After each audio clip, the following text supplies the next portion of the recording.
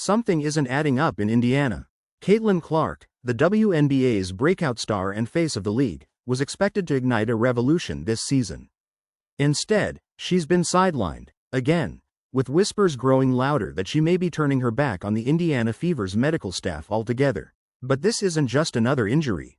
The real story is what's happening off the court. The quiet switch in treatment, cryptic comments from her coach, and a rising wave of doubt surrounding the team's doctors. Fans are buzzing, experts are raising eyebrows, and some are even asking if we're witnessing the beginning of a medical scandal that could reshape how the WNBA protects its players. So what's really going on with Caitlin Clark?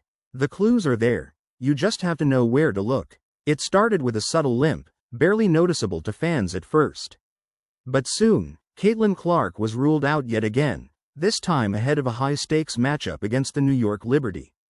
Her injury? A strained groin adductor muscle, one of the trickiest setbacks in professional sports. The same muscle she'd already aggravated earlier this season. And this wasn't just a standard precautionary benching. The silence around Clark's condition began to feel deliberate.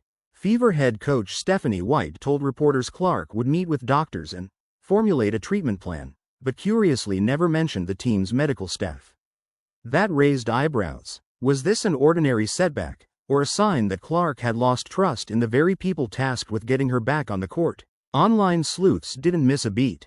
Threads exploded with fans speculating that Clark was now bypassing team doctors entirely, opting instead for NBA-affiliated specialists with a more aggressive approach. The message seemed clear. Caitlin wasn't risking re-injury again, and she wasn't playing around. But that wasn't the whole story. Something didn't sit right with fans when coach Stephanie White addressed Clark's injury. Her press conference touched on upcoming doctor visits and treatment plans, but noticeably skipped over one key detail: the team's medical staff. That omission set off alarm bells. Why wouldn't the face of the franchise be under the care of the very organization she plays for? Whispers quickly turned into full-blown speculation. Reddit threads and Twitter feeds lit up with theories that Clark was going rogue, seeking out NBA-tier specialists known for more aggressive rehab strategies. One name kept resurfacing: Dr. Jesse Morse, a respected sports medicine expert who wasn't shy with his opinion. He called the Fever's current approach not enough, adding fuel to a fire already burning fast among fans. Was Clark quietly assembling her own recovery team behind the scenes? Or had her trust in the Fever's staff finally snapped? The cryptic communication and vague updates weren't doing much to quiet the growing storm. And what happened next would shock everyone. Clark's re-injury was troubling, but what really got fans talking was the eerie resemblance to past medical missteps in pro basketball history. Remember the chaos surrounding Derrick Rose's ACL treatment in Chicago? Or Lonzo Ball's endless recovery saga that left fans in the dark for months? Now, whispers are flying that Indiana may be headed down the same road, and Clark's hesitancy is the clearest red flag yet. She's played only a handful of consecutive full games this season, and her stop-start appearances have left supporters frustrated, confused, and frankly, worried. Online forums are buzzing with the idea that Clark's turning away from team doctors and handing her recovery over to NBA-tier specialists with reputations for putting athletes back in the game fast and safely. One viral fan post summed up the mood perfectly: last time was probably Fever doctors. This time, NBA doctors. Caitlin's not playing around anymore.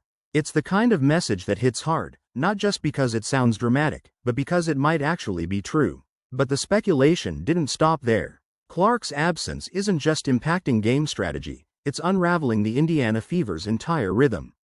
Since her re-injury, the team has stumbled, racking up losses and struggling to maintain momentum. It's no longer just about missing a star player, it's about the uncertainty surrounding her return. In the first stretch of the season, Clark lit up the scoreboard in packed arenas. But with her sidelined and no clear answers emerging, sponsors are starting to look uneasy. Commentators are getting more pointed, and fans, well, they're downright restless. The Fever's record with Clark on the court? 8-5. Without her? A disappointing 4-7. For a league banking on Clark to be its breakout icon, this isn't just bad timing, it's potentially disastrous. She's the ticket seller, the headline maker, the centerpiece of WNBA's current surge in popularity. Now, questions are mounting not just about her injury, but about how the organization is handling its most valuable asset.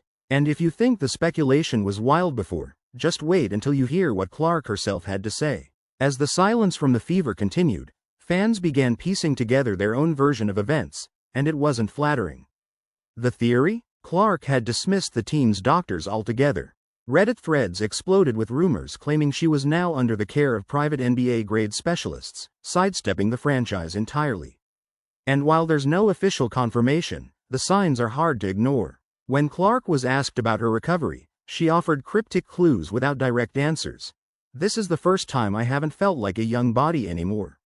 A vague but telling statement that many interpreted as frustration with the management of her injury. The Fever, on the other hand, pushed back, insisting their medical team remained involved in her care.